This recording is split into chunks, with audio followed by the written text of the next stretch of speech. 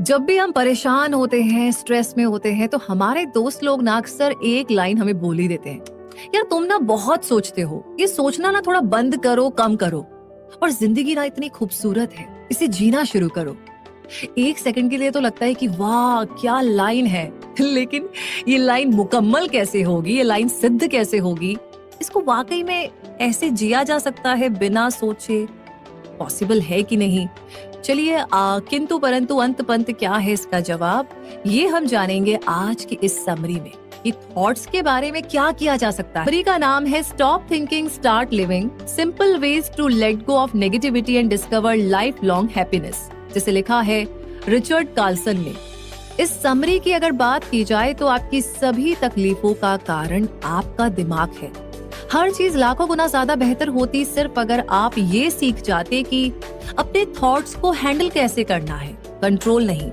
क्योंकि जरूरत से ज्यादा सोचना उस प्रॉब्लम का सलूशन नहीं है जिसका सामना करते हैं। कई बार चीजों को लेट गो करने यानी छोड़ देने के बाद ही हमें खुशियों भरी और भरी पूरी जिंदगी का मतलब समझ में आता है। आज की ये समरी आपको शांति पाने में मदद करेगी। ये एक गाइड है जो आपको आपके माइंड के टेढ़े मेढ़े रास्तों के बीच से लेकर जाएगी। क्योंकि हमें ऐसी बहुत सी बुरी आदतें हैं जिनके बारे में हमें पता ही नहीं होता, तो ये समरी उन्हें पहचानने और उनसे छुटकारा पाने में हमारी हेल्प करेगी। खुश रहना नामुमकिन नहीं है, ये एक सच्चा इमोशन है जो हर इंसान के पास हो सकता है। हाँ बिल्कुल, खुशी बाहर नहीं है, खुशी आपके पास है, अंदर आपके भीतर।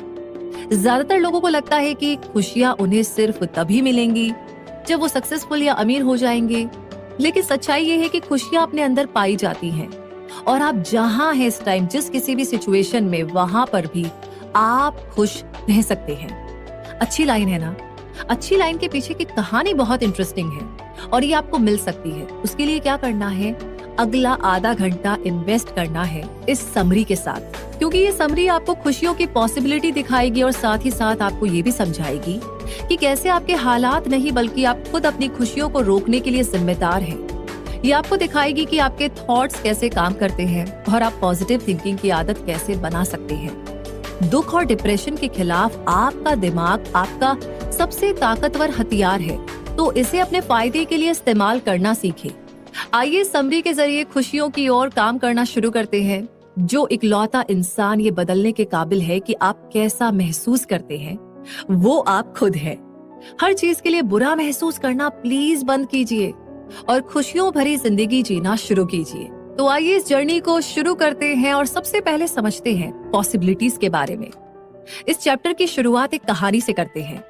जेम्स और एवॉन की शादी को 32 साल हो चुके थे, लेकिन उनके अनुसार उन्होंने अपना ज्यादातर टाइम एक दूसरे से नफरत करते हुए बिताया था। उनका रिश्ता हमेशा से इतना खराब नहीं था। शुरुआत में उन्हें सच में लगता था कि वो एक दूसरे के लिए ही बने हैं। जेम्स और एवॉन के बीच की नफरत समय के साथ बढ़ने लगी थी। उनके बीच अक्सर बहस और गलतफहमियां होती थी, जिन्हें बिना सुलझाए छोड़ दिया जाता था।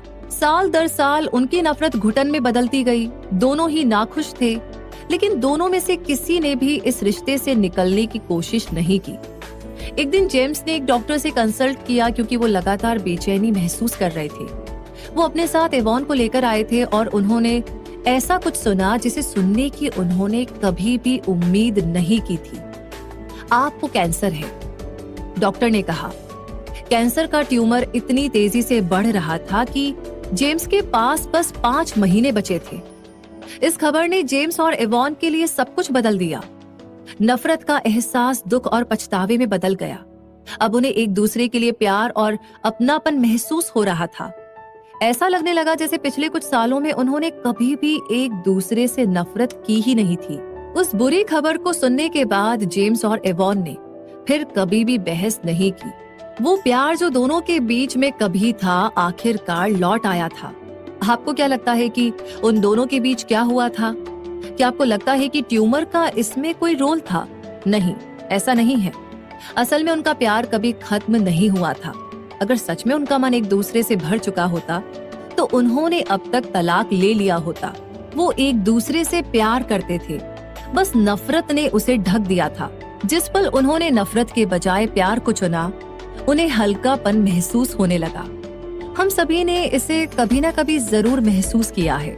हो सकता है कि वो आपके लिए जेम्स और एवॉन की कहानी के जितना ड्रामेटिक ना रहा हो, लेकिन हम सभी ने कभी ना कभी इस सडन शिफ्ट मतलब अचानक आए बदलाव को एक्सपीरियंस किया होगा।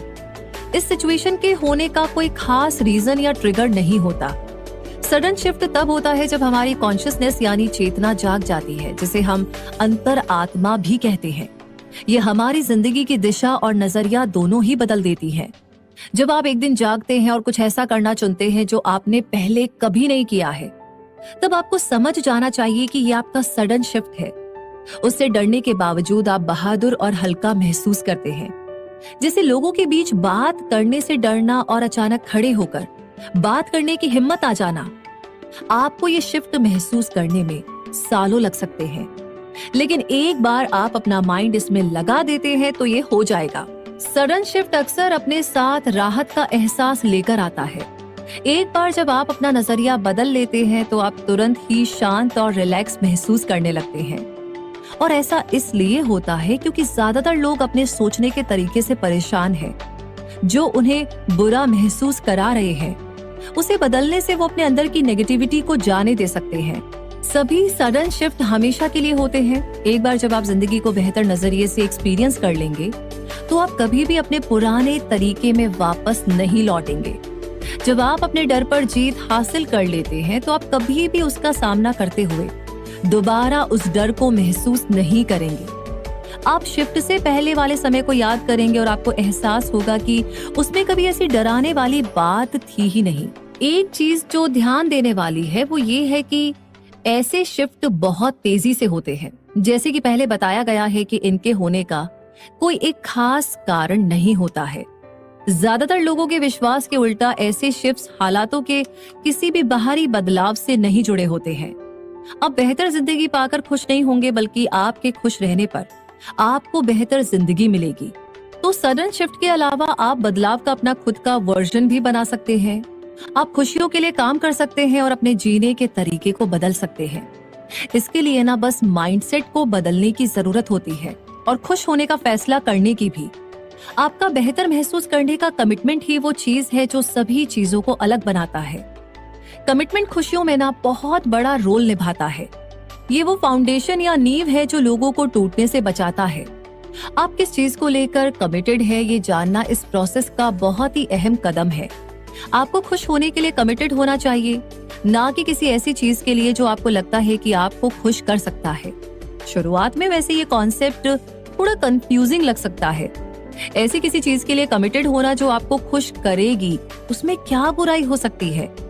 तो प्रॉब्लम ये है कि आपका फोकस उस गोल को पाने पर लग जाता है और जब कुछ गलत होता है तो आप पहले से ज्यादा दुखी और फ्रस्ट्रेटेड हो जाते हैं। खुश रहने के लिए कमिटेड रहना आपको खराब सिचुएशन में भी अच्छा महसूस करने देता है। आपका कमिटमेंट खुश रहने से जुड़ा होता है, ना कि उन अचीवमेंट से जो आप हासिल करते हैं। दुनिया में किसी भी पल बहुत सी चीजें खराब हो सकती हैं। जब आप खुश रहने के लिए कमिटेड होते हैं तब आप ये मानते हैं कि सारी मुश्किलें सहते हुए आप ठीक रहेंगे। खुशियों की गुंजाइश हमेशा ही होती है। इस समरी में आप उन अलग अलग पॉसिबिलिटीज को देखेंगे जिन्हें आप चुन सकते हैं। ज्यादातर लोग खुशियों की राह को पहचानने में इसलिए फेल हो जाते हैं क्योंकि उनका ध्यान गलत चीजों पर होता है। तो ये समरी आपके सामने ऐसी बातें रखेगी जिसे जानकर आप चौंक जाएंगे। तो चलिए और जानते हैं कि कैसे आपका माइंडसेट आपको खुशियों की ओर ले जा सकता है।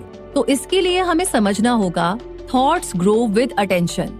ये सेक्शन पूरी तरह से आपके माइंडसेट को समझने के बारे में है। जैसा कि पिछले चैप्टर में बताया गया, हम पता लगाएंगे कि कैसे आपका माइंड आपको जिंदगी भर की खुशियां दिलाने में रोल निभाता है।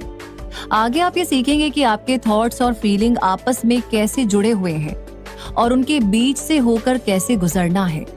ज्यादा गहरी जानकारी से आप अपने लिए बेहतर मेंटल और फिजिकल माहौल बनाते हैं। आपका माइंड बहुत ही पावरफुल टूल है। अगर इसका इस्तेमाल समझदारी से किया जाए तो ये आपको उस जिंदगी की ओर लेकर जा सकता है जिसे आपने इमेजिन किया था। लेकिन ये इतना आसान भी नहीं है कि जितना नजर आता है। बिना सही जानकारी के हो सकता है कि आप खुद को कुछ ऐसा एक्सपीरियंस करते हुए पाएं जो आपकी उम्मीद के बिल्कुल उल्टा हो। ज्यादातर लोग मानते हैं कि नेगेटिविटी का सामना करना उससे छुटकारा पाने का तरीका है। नेगेटिव फीलिंग को खत्म करने के लिए आपको उसमें जीना होगा, उसे एक्सपीरियंस करना होगा। लेकिन क्या होगा अगर हम कहें कि असल में आपको इसका बिल्कुल उल्टा करना होता? तो क्या आप इस बात पर यकीन करेंगे? आपके थॉट्स यानी कि आपके विचार आपके एक्सपीरियंस बनाते हैं। अगर आप नेगेटिविटी पर फोकस करेंगे तो ये जायज सी बात है कि आप बुरा महसूस करेंगे। अपने इमोशंस पर काम करने की जो ये आम आदत है, वो किसी के भी उतना काम नहीं आई है। अगर ये उतनी ही असरदार होती जितना लोग कहते हैं, तो किसी को भी उन खुशियों को ढूंढने में मुश्किल नहीं होती जिनके वो हकदार हैं। नेगेटिविटी को हैंडल करने का सबसे अच्छा तरीका है पॉजिटिविटी के जरिए उससे लड़ना। अंधेरे से छुटकारा पाने का इकलौता तरीका है उसे रोशनी से जगमग कर देना। तो जब आप किसी इमोशन पर काम करने की आदत को खत्म कर देते हैं, तो आप खुद को पॉजिटिविटी पर फोकस करने के लिए ट्रेन कर सकते हैं। जब आप एक हैप्पी थॉट के साथ शुरुआत करते हैं, तो उसके पीछे लाखों पॉजिटिव थॉट्स अपने आप आएंगे। तो अटेंशन या ध्यान देने के साथ थॉट्स बढ़ते हैं। उनमें से ज्यादातर पैकेज डील की तरह आते हैं। आप एक थॉट पर जितना ज्यादा फोकस करेंगे, वो उतना ज्यादा बढ़ेगा। इसलिए एक नेगेटिव थॉट से छुटकारा पाना नामुमकिन लगता है। एक बार जब आप नेगेटिविटी पर ध्यान देना शुरू करते हैं, तो रुकना नामुमकिन लगता है। एक इरिटेटिंग थॉट आपका पूरा दिन बर्बाद कर सकता है। एक बार जब आप सुबह फ्रस्ट्रेट हो जाते हैं, तो आप रात तक एग्जैक्टली वैसा ही महसूस करेंगे। पूरा दिन खराब है, आज ये हो गया, वो हो गया, सेम फीलिंग। किसी भी चीज को लेकर आपका एक नेगेटिव थॉट तुरंत मल्टीप्लाई हो जाएगा। तो इससे पहले कि आपको पता चले कि आप ऑफिस या घर में किसी पर चिल्ला रहे होंगे, तो पॉजिटिव थॉट के जरिए इस टेंडेंसी से लड़ना आपको इस साइकिल को शुरू होने से पहले रोकने में हेल्प करता है। एक बार जब आप नेगेटिव फीलिंग को पहचान लेते हैं, तो तुरंत इसके खिलाफ पॉजिटिव फीलिंग को ले आइए। जितने लंबे समय तक आप खराब महसूस करते रहेंगे, चीजों को बदलना सच में उतना ही मुश्किल होता जाएगा। खुद को अपने थॉट से दूर करना उन्हें पहचानने में आपकी मदद करता है। एक बार जब नेगेटिव थॉट आपके माइंड में आ जाता है, तो आपको इस पर कम ध्यान देकर इसे बढ़ने से रोकना होगा। ज्यादातर लोग ट्रबल शूटिंग मतलब परेशानियों को हल करते हुए जिंदगी जीते हैं। मेडिकल की दुनिया में ट्रबल शूटिंग को एक तरह के मेंटल इशू के तौर पर देखा जाता है, और ये तब होता है जब लोग हर उस चीज में गलतियां या कमियां ढूंढते हैं जो वो करते हैं। ये उस तरह के लोग होते हैं जो हमेशा सुधार करना और बेहतर बनना चाहते हैं। वो अक्सर खुद पर और अपनी काबिलियत पर शक करते हैं। उनमें सेल्फ एस्टीम की भी कमी होती है। हमें गलत मत समझिएगा, किसी चीज में बेहतर होने की इच्छा होना नॉर्मल है। खुद को इम्प्रूव करना ज्यादा खुशियों से भरी और हेल्दी जिंदगी के लिए जरूरी है। लेकिन ये ना तब गलत हो जाता है जब आप हर टाइम इसी के बारे में सोचते रहते हैं। ट्रबल शूटर्स कभी भी सेटिस्फाइड नहीं होते और सुधार करने के लिए हमेशा कुछ ना कुछ खोजते रहते हैं, तब भी जब सब चीजें ठीक होती हैं। तो लगातार ट्रबल शूट करते रहना आपके आसपास के लोगों पर भी असर डाल सकता है। आप हमेशा अनसेटिस्फाइड रहकर अपने आसपास के लोगों को परेशान कर सकते हैं। ऐसे पेरेंट्स जो ट्रबल शूटर्स होते हैं, वो अपने बच्चों को ऐसे इंसानों में बड़ा करते हैं जो इनसिक्योर होते हैं और जिनमें सेल्फ एस्टीम की कमी होती है। पेरेंट्स की लगातार नुक्स निकालने या टोकने की आदत और क्रिटिसिज्म की वजह से बच्चे खुद में हमेशा गलती खोजेंगे और कभी भी अपनी काबिलियत या फैसलों पर भरोसा नहीं करेंगे। जैसे कि रेचल नाम की एक औरत के पेरेंट्स ट्रबल शूटर्स थे। एक बच्चे के रूप में वो हमेशा अपनी हरकतों और बातों पर ध्यान दिया करती थी। रेचल, तुम इससे बेहतर कर सकती हो, और उन बच्चों ने तुमसे काफी जल्दी कर लिया। सिर्फ यही वो शब्द थे जो उसके पेरेंट्स उससे कहते थे। इसका पता है नतीजा क्या हुआ? रेचल हमेशा खुद को दूसरों से कंपेयर करने लगी और हर चीज को कंपटीशन के रूप में देखने लगी। बड़े होने पर भी रेचल को अपनी जॉब में काफी मुश्किल समय झेलना पड़ा। वो बहुत ज्यादा कॉम्पिटिटिव थी और उसे एक परफेक्शनिस्ट के तौर पर देखा जाता था, जिसका नतीजा ये हुआ कि रेचल पर डिफिकल्ट टू वर्क विद का लेबल लग गया। मतलब सबको लगने लगा कि उसके साथ काम करना बहुत ही मुश्किल है। साथ ही उसके कलीग्स के साथ भी उसे बहुत सी प्रॉब्लम्स थी। वो कभी भी एक ऑफिस में 1 साल से ज्यादा नहीं टिक पाई और उसे हमेशा जॉब बदलनी पड़ती थी। रेचल ने अपने सोचने का तरीका बदलने की कोशिश की। उसने बेस्ट बनने की बजाय गुड बनने पर फोकस किया। रेचल ने अपने कंपटीशन की आदत को छोड़ दिया और परफेक्शन के पीछे भागना बंद कर दिया। जब उसके माइंड में ट्रबल शूटिंग ख्याल आते, तो वो उनका सामना पॉजिटिविटी से करती या फिर उसे पूरे तरीके से अनदेखा कर देती। ट्रबल शूटर्स का मन पढ़ना काफी आसान होता है। वो बस एक थॉट से शुरुआत करते हैं और तुरंत ही गलत नतीजे पर पहुंच जाते हैं। इस माइंडसेट से छुटकारा पाने के लिए आपको ये मानना जरूरी है कि आपकी सोच हमेशा सही नहीं होती है। आपको हर समय बेस्ट होने की जरूरत नहीं है। कई बार आपको उन चीजों के लिए ग्रेटफुल होने की जरूरत होती है जो पहले से मौजूद है। तो इस चैप्टर में आपने समझा कि किस तरीके से जब हम अटेंशन बढ़ाते हैं तो हमारे थॉट्स कैसे बढ़ते हैं। और अब अगले चैप्टर में हम समझेंगे द थिंकिंग हैबिट। हम सभी में कोई ना कोई एक बुरी आदत होती है जिसे हम छोड़ना चाहते हैं। वो बुरी आदत सिगरेट या शराब पीने की या फिर नाखून चबाने की हो सकती है। भले ही कुछ लोग इससे इनकार करें, लेकिन सभी में कोई ना कोई बुरी आदत तो होती ही है जिससे वो छुटकारा पाना चाहते हैं। लेकिन कोई भी उन आदतों की ओर नहीं देखना चाहता जो कि उनके माइंड में है। हम सभी नेगेटिव सोचने के आदी हैं। इंसान होने के नाते हम सभी एक खास क्वालिटी के साथ पैदा हुए हैं जिसे नेगेटिविटी बायस कहा जाता है। खास तौर पर ये इंसानों की आदत होती है कि वो हमेशा जिंदगी में नेगेटिव साइड या चीजों को देखता है। शुरुआत में ये एक हेल्पफुल टूल था जिसके कारण इंसान पुराने जमाने में जिंदा बच पाया, लेकिन आज की दुनिया में नेगेटिविटी बायस होना हमारे खुश रहने को और भी ज्यादा मुश्किल बना देता है। नेगेटिविटी बायस की वजह से ज्यादातर लोग टॉक्सिक थिंकिंग मतलब बुरा सोचने की आदत अपना लेते हैं जिनके बारे में उन्हें पता ही नहीं होता। अनहेल्दी थिंकिंग मतलब ऐसी चीजों के बारे में सोचना जो आपके लिए अच्छी नहीं है की आदत छोड़ना सबसे मुश्किल कामों में से एक है। अगर इसे लापरवाही से छोड़ दिया गया तो ये आपके लाइफस्टाइल और जिंदगी की क्वालिटी पर भी असर डाल सकता है। टॉक्सिक थिंकिंग हैबिट का मतलब है नेगेटिव तरह से सोचने की आदत। हमने पूरी समरी के दौरान कई बार नेगेटिव थिंकिंग के बारे में बात की है, लेकिन अब जरूरी है कि हम इस कॉन्सेप्ट को एक साफ मतलब दें। किसी ऐसी चीज से लड़ना मुश्किल होता है जिसके बारे में आप जानते ना हो। कुछ लोगों को टॉक्सिक थिंकिंग की आदत इसलिए लग जाती है क्योंकि वो उन थॉट्स को पहचान नहीं पाते हैं जो वो खुद बना रहे होते हैं। तो इस आदत से छुटकारा पाने के लिए आपको ये जानना होगा कि आपकी सोच कितनी ज्यादा नेगेटिव है। नेगेटिव थिंकिंग का मतलब है ऐसी सोच में रहना जो आपको पहले से ज्यादा खराब महसूस कराती है।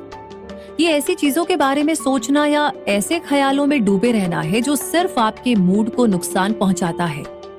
किसी भी थॉट को नेगेटिव थॉट कहा जा सकता है अगर उसके आखिर में आप बहुत ज्यादा खराब महसूस करें। असल में उस थॉट के बाद आप जैसा महसूस करते हैं वही इसे खराब बनाता है। रिलैक्स महसूस करने के लिए ये बहुत जरूरी है कि आप अपनी नेगेटिव थिंकिंग को पॉजिटिव थिंकिंग से बदल दें। लेकिन यहाँ पर सवाल ये है कि किस तरह की सोच को पॉजिटिव समझा जाए। हमने पहले ही इस बारे में बात की है कि थॉट्स अटेंशन के साथ बढ़ते हैं और नेगेटिविटी से लड़ने का सबसे अच्छा तरीका है पॉजिटिविटी का इस्तेमाल करना। इसलिए सही सोचने की आदत है नेगेटिव थॉट को नजरअंदाज करना और हर चीज के पॉजिटिव साइड को देखना। नेगेटिव थॉट को नजरअंदाज करना डिनायल में जीना नहीं है। डिनायल का मतलब है किसी सच को मानने से इनकार करना। जब आप नेगेटिविटी को नजरअंदाज करते हैं तो आप उसके होने के बारे में जानते हैं, लेकिन आप ना दूसरा रास्ता चुनते हैं। आप ऐसी किसी चीज में खोए नहीं रहते जिसे आप बदल नहीं सकते। इसके बदले आप अपने लिए चीजों को बदल देते हैं। मान लीजिए आपने कुछ गलत किया है और आप अपने दोस्त, पेरेंट या बॉस को ये बताने से डर रहे हैं कि आपने कुछ गड़बड़ की है। आप ये सोचने की कोशिश करते हैं कि बुरे से बुरा क्या हो सकता है, लेकिन अपने थॉट के आखिर में आप पहले से भी ज्यादा नर्वस महसूस करने लगते हैं। अब आप चीजों को ठीक करने के लिए कोई हल सोचने की कोशिश करते हैं। आप इमेजिन करते हैं कि आप सामने वाले को क्या हुआ ये समझा रहे हैं और अपनी बात बता रहे हैं, लेकिन आप पहले से ये सोच लेते हैं कि वो आप पर गुस्सा होंगे और आपकी बात नहीं सुनेंगे। इसलिए आप कुछ होने से पहले ही नाराज हो जाते हैं। आपने जो भी सोच बनाई और जो भी इमोशन महसूस किया वो सब आपकी ओवर थिंकिंग का नतीजा है। इस सिचुएशन के दो नतीजे निकल सकते हैं, या तो उसका नतीजा आपके लिए अच्छा होगा या तो बुरा होगा, लेकिन आपकी ओवर थिंकिंग और नर्वसनेस का सामने वाले के रिएक्शन पर कोई असर नहीं पड़ेगा। इसलिए ये जानना जरूरी है कि कब स्ट्रगल से पहले खुशियों को चूज करना है। जैसे कि जेनी के पास एक कहानी है कि खुशियों को चुनना आपकी जिंदगी पर कैसा असर डाल सकता है। वो अपने पति की हरकतों से लंबे समय से नाराज और दुखी महसूस करती रही। अब ऐसा नहीं है कि उसका पति उसके साथ खराब व्यवहार करता था या उससे मारपीट करता था। जेनी उनके बीच की दूरी से नाराज थी। उसका पति हमेशा काम पर होता था, वो अपना ज्यादातर टाइम ऑफिस में बिताता था और उसके पास जेनी के लिए समय ही नहीं था। जेनी को महसूस होता था कि उसे नजरअंदाज किया जा रहा है, जिससे उसे दुख होता था।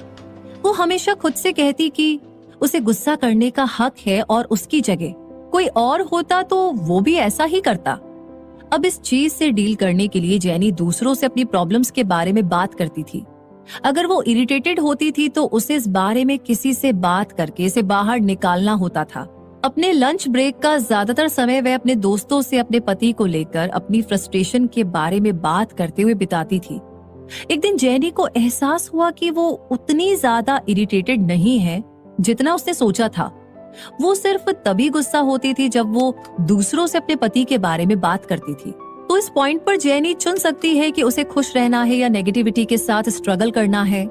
उसके पास बिजी रहने के लिए करियर और हॉबीज है। उसके पति का बिजी स्केड्यूल उस पर उसके थॉट से ज्यादा असर नहीं डाल रहा है। और आखिर में जेनी ने खुश रहना चूज किया और अपने नेगेटिव सोचने की आदत को छोड़ दिया। इसका नतीजा ये हुआ कि वो हर चीज को बेहतर और हल्का महसूस करने लगी। हालातों में उतना बदलाव नहीं हुआ था जिससे जेनी ज्यादा खुश महसूस करती।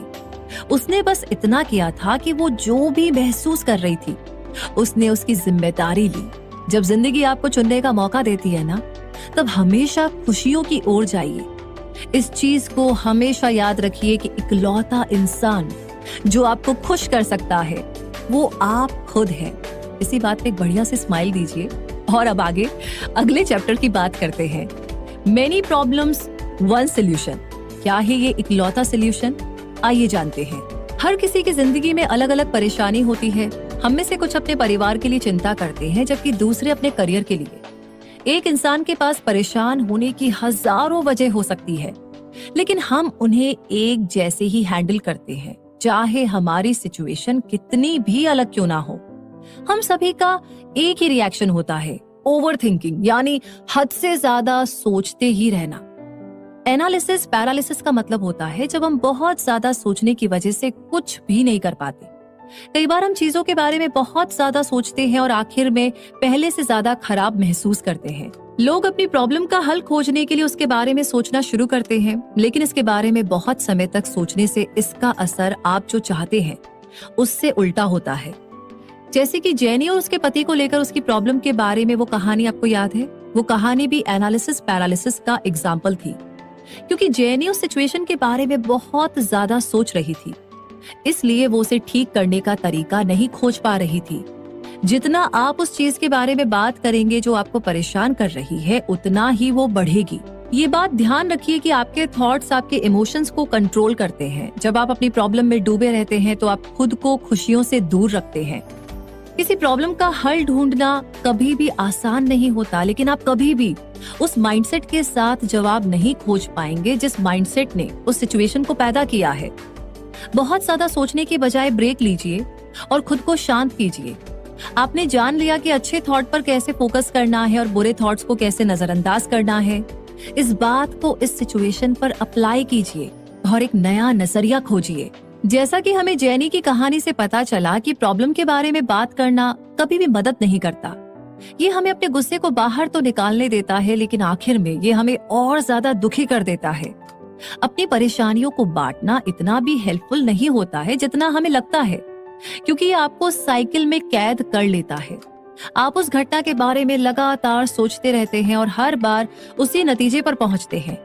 एक नए नजरिए के बिना आप उस हल तक नहीं पहुंच सकते जिसकी आपको जरूरत है, इसलिए आप उसी में फंसे रह जाते हैं और आगे नहीं बढ़ पाते।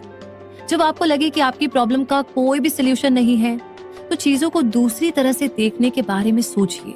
हमारा दुख, गुस्सा या फ्रस्ट्रेशन हमारे जजमेंट पर असर डालता है। ज्यादा पॉजिटिव तरीका ट्राई कीजिए और कुछ ऐसा सोचिए जिसके बारे में आपने पहले कभी नहीं सोचा। नेगेटिव माइंड के साथ फैसला लेना हमें और भी ज्यादा दुख पहुंचा सकता है। हमारी फीलिंग्स हमारे लिए गए फैसले पर असर डालती हैं। जब हम खराब मूड में होते हैं तो हम गलत डिसीजन लेते हैं। जब चीजें हैंडल करने के लिए बहुत ज्यादा मुश्किल हो जाए तो ब्रेक लीजिए। अगर पॉजिटिव माइंड आपकी प्रॉब्लम को सॉल्व नहीं कर सकता, तो नेगेटिव माइंड तो बिल्कुल भी मदद नहीं करेगा। खुद को उस सिचुएशन से तब तक दूर कर लीजिए जब तक आप अपने थॉट्स, अपने चुनाव और अपने इमोशंस को थोड़ा सुलझा ना ले। इस बारे में ध्यान से सोचिएगा। और यहाँ तक समझने के बाद अब आगे जानते हैं अगले चैप्टर में और समझते हैं द आर्ट ऑफ ऑप्टिमिज्म। आपको नेगेटिविटी बायस का कॉन्सेप्ट याद है ना, जिसके बारे में हमने अभी थोड़ी देर पहले बात की थी। ये चैप्टर आपको सिखाएगा कि नेगेटिविटी को लेकर हमारी नेचुरल आदतों से कैसे जीता जाए। तो ऑप्टिमिज्म मतलब हर चीज का पॉजिटिव साइड देखना, पेसिमिज्म मतलब हर चीज में नेगेटिविटी देखना। कामयाब होने के लिए हमें ऑप्टिमिज्म की जरूरत है। खुशियों से पहले हमें पेसिमिस्टिक आदतों को भूलना और पॉजिटिव आदतों को अपनाना होगा। ऑप्टिमिज्म की आर्ट को सीखना एक पीसफुल फ्यूचर के लिए बहुत जरूरी है। ऑप्टिमिज्म हर किसी में आसानी से नहीं आ सकती। असली दुनिया में सिर्फ बच्चे ही हैं जो लगातार ऑप्टिमिस्टिक रहते हैं। बड़े अपनी रोजमर्रा की परेशानियों की वजह से ज्यादा ऑप्टिमिस्टिक रहने में इंटरेस्टेड नहीं होते। नेगेटिविटी भी सभी फील करते हैं। हम सभी खराब से खराब जो हो सकता है उसके बारे में सोचते हैं या ऐसी चीजों के बारे में परेशान होते हैं जो फ्यूचर में हो सकती है, जिसका नतीजा ये होगा कि लोग इस मॉडर्न एज में ज्यादा डिप्रेस्ड और फ्रस्ट्रेटेड महसूस करते हैं। तो आप जो माइंडसेट चुनते हैं वो आपकी पूरी जिंदगी बदल सकता है। मान लीजिए आप अपनी बहन के लिए एक स्वेटर बुनते हैं, लेकिन उसके बर्थडे के एक दिन पहले वो गलती से फट जाता है। अब पेसिमिस्टिक माइंडसेट आपको पूरे दिन या पूरे हफ्ते दुखी रखेगा, लेकिन ऑप्टिमिस्टिक माइंडसेट आपको इससे आगे बढ़ने और इसे ठीक करने के तरीके खोजने देगा। अब यहाँ पर सवाल ये है कि आप पॉजिटिव थिंकिंग में जाएंगे कैसे। आप अपने माइंड से ये तो नहीं कह सकते कि वो नेगेटिव सोचना एकदम बंद कर दे और तुरंत पॉजिटिव थॉट्स को चूज कर ले। खुशकिस्मती से ऐसे 3 स्टेप्स है जिन्हें फॉलो करके आप पेसिमिस्टिक माइंडसेट से ऑप्टिमिस्टिक माइंडसेट में जा सकते हैं, और इन स्टेप्स को फॉलो करना अपनी आदत बना लीजिए और आप ज्यादा हेल्दी मेंटल एटीट्यूड बना पाएंगे। तो पहला स्टेप है ये पहचानना और मानना कि आप नेगेटिव सोच रहे हैं। किसी भी चीज से जीतने का इकलौता तरीका ये मानिए कि आप वो कर रहे हैं। अगर आप अपने सोचने के तरीके से इनकार करते हैं तो आप कभी भी अपने नेगेटिव सोचने की आदत से पूरे तरीके से उबर नहीं पाएंगे। हो सकता है ये स्टेप उतना भी असरदार ना हो जितना आप सोच रहे हैं, लेकिन ये आपको सही दिशा की ओर लेकर जाएगा। दूसरा स्टेप है आपको ये समझना होगा कि आपकी नेगेटिव सोच कहाँ से आ रही है। अपना नजरिया बदलने के लिए आपको ये पहचानना होगा कि सभी चीजें आपसे आ रही है। अगर आप ऑप्टिमिस्टिक माइंडसेट पाना चाहते हैं तो आपको नेगेटिविटी को खुद से अलग करके पॉजिटिव साइड के बारे में सोचना होगा।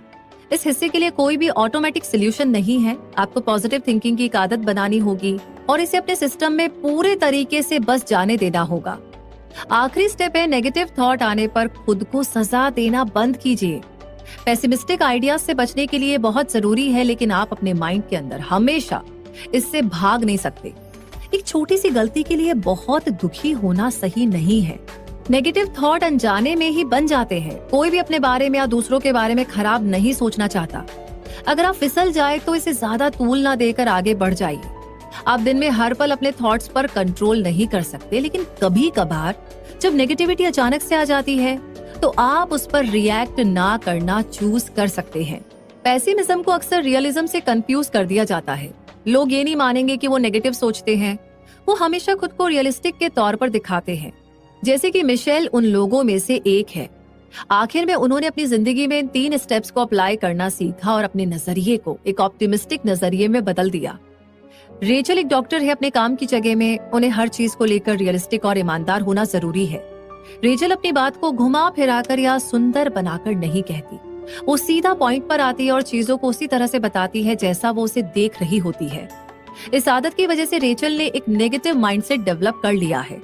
वो चीजों को ऐसे नजरिए से देखती है जैसे उनमें कुछ कमी है और हर किसी को लेकर खराब से खराब सोचती है।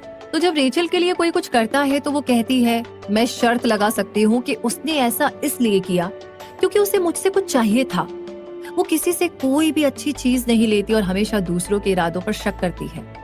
जब उसे उसके माइंडसेट के बारे में बताया गया तो रेचल ने ये मानने से इनकार कर दिया कि वो एक पेसिमिस्ट है। उसने जोर देकर कहा कि वो एक रियलिस्ट है और उसे अपने नजरिए में कुछ भी गलत नजर नहीं आता। रेचल की थेरेपिस्ट ने सुझाव दिया कि वो अपने इस डिप्रेशन के रिस्पॉन्स के तौर पर अपना बैकग्राउंड, लाइफस्टाइल और एटीट्यूड को बदले। जब तक उसने नई जिंदगी शुरू नहीं की तब तक उसे ये एहसास नहीं हुआ कि प्रॉब्लम कभी उसकी आसपास की चीजों से थी। नहीं, ये सब हमेशा से उसके माइंडसेट की वजह से था। रेचल ने ये मानना शुरू किया कि वो एक पेसिमिस्ट थी और अपनी नेगेटिव फीलिंग से जीतने के लिए उसने इस टाइप की चीजें करना शुरू किया। उसने ये माना कि सभी चीजों की शुरुआत उससे हुई थी, तो उसे अपनी सोच तुरंत बदलनी होगी।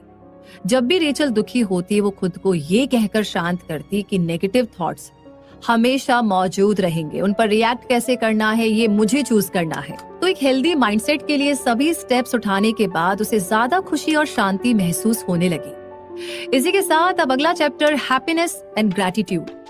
ये पूरी समरी लोगों को खुशियों की ओर ले जाने में मदद करने के लिए है। लेकिन क्या आप सच में खुशियों के लिए काम कर सकते हैं जब आपको ये तक पता नहीं कि इसका मतलब क्या है? खुशी एक इमोशन है जिसे महसूस करना आप चुन सकते हैं। दूसरे जो कहते हैं उसके उल्टा ये कोई ऐसी चीज नहीं है जो आप अपने अचीवमेंट से पा सकते हैं। खुशियां अपने अंदर पाई जाती हैं। इस समरी ने आपको ये पहले ही बता दिया कि हालातों के बदलने से खुशियां नहीं आती, इसे नजरिए को बदलकर पाया जा सकता है। इसलिए आपकी खुशी आपके पैसे, फेम या पावर पर नहीं टिकी है, बल्कि आपके थॉट्स और माइंडसेट इसे इन्फ्लुएंस करते हैं। ज्यादातर लोग अपनी खुशियों को किसी गोल से जोड़ देते हैं। वो उन चीजों की लिस्ट बनाते हैं जो उन्हें लगता है कि उन्हें खुशियां दे सकते हैं। लोग नई कार खरीदने के लिए, प्रमोशन पाने के लिए या फिर एक नए बॉयफ्रेंड के लिए मेहनत करते हैं। ज्यादातर लोग कहते हैं कि जिस चीज के लिए वो मेहनत कर रहे हैं, जब वो उसे पा लेंगे तो वो खुश हो जाएंगे। आखिर में आपने जिन चीजों का सपना देखा था, अगर आप उन सभी चीजों को पा भी ले तब भी खुशियां नहीं आती। हमारी उदासी चीजों में अच्छाई न देख पाने के कारण आती है। उसके कारण हम किसी ऐसी चीज का पीछा करते हैं जो हमें कभी भी खुशी नहीं दे सकती। अब जिंदगी में जहां भी है उससे संतुष्ट रहने में ही खुशी है। खुशी आपके पास जो चीज है उसे अपनाने और चीजें जैसी हैं उन्हें वैसे ही लेने में है। अपनी जिंदगी में खुशियों को बढ़ाने का एक तरीका है ग्रैटिट्यूड की आदत को अपने अंदर लाना। एक बार जब आप इसे अपनी जिंदगी के सभी एरिया में अप्लाई कर लेते हैं तो आप छोटी से छोटी चीजों में भी खुश हो सकते हैं। ग्रैटिट्यूड प्रैक्टिस करने के 3 स्टेप हैं। आइए उन्हें एक एक करके डिस्कस करते हैं। पहला स्टेप है ग्रैटिट्यूड महसूस करने की इच्छा होना। आपको आपके पास जो भी है उसमें तारीफ करने लायक कुछ खोजने के लिए मोटिवेटेड होना चाहिए। जब आप अपने आसपास की चीजों में खूबसूरती खोजने के लिए इंस्पायर महसूस करते हैं तो आप नेचुरली अपने अंदर ग्रैटिट्यूड ले आएंगे। इस तरीके से आपकी मोटिवेशन आपके माइंड को सही दिशा की ओर लेकर जाएगी। दूसरा स्टेप है आपको ग्रैटिट्यूड महसूस करना याद रखना चाहिए। ये ऐसा कुछ नहीं है जो एक बार एक्टिवेट हो जाने से हमेशा चलता रहेगा। ग्रैटिट्यूड एक ऐसी चीज है जिसे आपको लगातार ध्यान देकर चुनना होगा। खुशियों की तरह ग्रैटिट्यूड की प्रैक्टिस करना आपके कंट्रोल में है। अगर आप इसे महसूस करना चाहते हैं तो आपको इसे अपनी आदत बनाना होगा। आखिरी स्टेप आता है नेगेटिविटी को एक बुरी आदत के रूप में पहचानना। इकलौता इंसान जो आपको ग्रैटिट्यूड की प्रैक्टिस करने से रोक रहा है वो आप खुद हैं। आपकी नेगेटिव थिंकिंग है जो आपको अपने आसपास की चीजों के लिए ग्रैटिट्यूड महसूस करने से रोक रही है। आप जितनी जल्दी चीजों को अप्रिशिएट करेंगे, आपकी सोच उतनी ही ज्यादा उसके हक में होगी। एक बार जब आप ग्रैटिट्यूड की प्रैक्टिस कर लेंगे तो आपकी गलत सोच की आदत गायब हो जाएगी। ग्रेटफुल होने के लिए आपको अपनी जिंदगी में महंगी चीजों की जरूरत नहीं है। ज्यादातर लोग उनके पास जो भी चीजें हैं उसे इसलिए अप्रिशिएट नहीं करते क्योंकि वो अपनी सिचुएशन को दूसरों से कंपेयर करते हैं। आप अपनी रोजमर्रा की जिंदगी में लाखों छोटी छोटी चीजों के लिए ग्रेटफुल हो सकते हैं। दिन की शुरुआत खुश और संतुष्ट महसूस करते हुए करने के लिए हर सुबह 5 सिंपल चीजों के बारे में सोचिए और उसकी लिस्ट आप अभी भी बना सकते हैं। वैसे इसी के साथ हम पहुंच गए हैं कंक्लूजन पर। मुद्दा मामला ऐसा है कि सबसे पहले आपने सडन शिफ्ट के बारे में सीखा। ऐसे पल होते हैं जब लोग फीलिंग्स में अचानक बदलाव महसूस करते हैं। ये ऐसे पल होते हैं जब हम पहले से कुछ ज्यादा बहादुर, समझदार और काइंड बन जाते हैं। सोचने के तरीके को बदलना हमें ये एडजस्ट करने में मदद करता है कि हम क्या महसूस कर रहे हैं। खुशियों के लिए कमिटेड रहने से हम तब भी सेटिस्फाइड महसूस करते हैं जब चीजें उस तरह से नहीं होती हैं जैसा हम चाहते हैं। दूसरा, अपने थॉट्स और वो अटेंशन के साथ कैसे बढ़ता है इस बारे में जाना। आप किसी एक चीज पर जितना ज्यादा फोकस करेंगे उतने ही ज्यादा चांसेस है कि वो बढ़कर एक बड़ी बात बन जाएगी। अपने माइंड को पॉजिटिव चीजों पर फोकस करने के लिए ट्रेन कीजिए। अपनी ट्रबल शूटिंग की आदतों से छुटकारा पाइए और आपके पास जो पहले से है प्लीज उसमें खुश रहना सीखिए। तीसरा, आपने सभी के सोचने की आदत के बारे में समझा। लोग नेगेटिव सोचने के आदी होते हैं। नेगेटिविटी बायस की वजह से हम जिंदगी में नेगेटिव चीजों की ओर अट्रैक्ट होते हैं। हमारी टॉक्सिक थिंकिंग की हैबिट को छोड़ना सबसे मुश्किल काम है। सही चुनाव कीजिए और इसके बजाय पॉजिटिव थॉट्स की ओर जाइए। चौथा, इस समरी ने आपको सभी प्रॉब्लम्स का यूनिवर्सल सॉल्यूशन सिखाया। हर कोई चीजों को लेकर ज्यादा सोचने का आदी होता है। जब लोग किसी प्रॉब्लम का सामना करते हैं तो वो तुरंत हर चीज को हद से ज्यादा एनालाइज करने लगते हैं और शक और चिंता से घुटने लगते हैं। किसी भी प्रॉब्लम का हल चीजों को ऑब्जेक्टिवली और शांति से देखना है। तो अपने थॉट्स को ज्यादा पॉजिटिव थॉट में बदलिए और जल्दबाजी में डिसीजन ना ले। पांचवा, इस समरी ने आपको दिखाया कि ऑप्टिमिज्म के आर्ट का इस्तेमाल कैसे करना है। ज्यादा हेल्दी माइंडसेट में बदलने के लिए ये 3 चीजें हैं जो आप कर सकते हैं। आपको ये मानना होगा कि आप एक पेसिमिस्ट हैं, ये समझना होगा कि आपकी सोच कहाँ से आ रही है और नेगेटिविटी में मासूमियत देखनी होगी। ऐसा करने से आपकी सोच ज्यादा हेल्दी होगी और आपका माहौल बेहतर होगा। पॉजिटिव थॉट्स ऐसे हालातों को अपनी ओर खींचते हैं जो आपके हक में हो। जब आप ऑप्टिमिस्ट होंगे तो आपको जिंदगी हल्की महसूस होगी। आखिर में आपने खुशी और ग्रेटिट्यूड का मतलब जाना। खुशी वो फीलिंग है जिसे आप चुनते हैं और ये आपके पास है। कमाल की बात, ये आपके नजरिए के बदलने से और आपके पास जो है उसमें संतुष्ट रहने से आती है। खुशी को ढूंढने का सबसे अच्छा तरीका पता है क्या है? ग्रेटिट्यूड। और इसकी प्रैक्टिस कीजिए। जब आप अपने आसपास की चीजों को अप्रिशिएट करेंगे तो आपको नेगेटिव थॉट्स आने कम हो जाएंगे। जैसे कि मैं अप्रिशिएट कर सकती हूँ कि मुझे ये समरी रिकॉर्ड करने का मौका मिला, तो मैं ग्रेटफुल हूँ इसके लिए। तो अपने लिए चीजों को मुश्किल बनाना बंद कीजिए और अपने माइंडसेट को बदलकर ज्यादा खुशियों भरी जिंदगी जीना सीखिए। आपके साथ क्या होता है आप उसे कंट्रोल नहीं कर सकते, लेकिन आप ये चुन सकते हैं कि उस पर रिएक्ट कैसे करना है। आपकी खुशियां और आपके जीने का तरीका हमेशा आपके कंट्रोल में रहेगा। तो बहाने बनाना बंद कीजिए और नेगेटिविटी को आपका सब कुछ बर्बाद करने मत दीजिए। आपने समरी से जो आदतें सीखी है उसके जरिए आप जिस जिंदगी के सपने देखते हैं उसे पा सकते हैं। तो इसी के साथ ये समरी यहीं पर कंप्लीट होती है। ये समरी आपको कैसी लगी कमेंट सेक्शन में जरूर बताइए।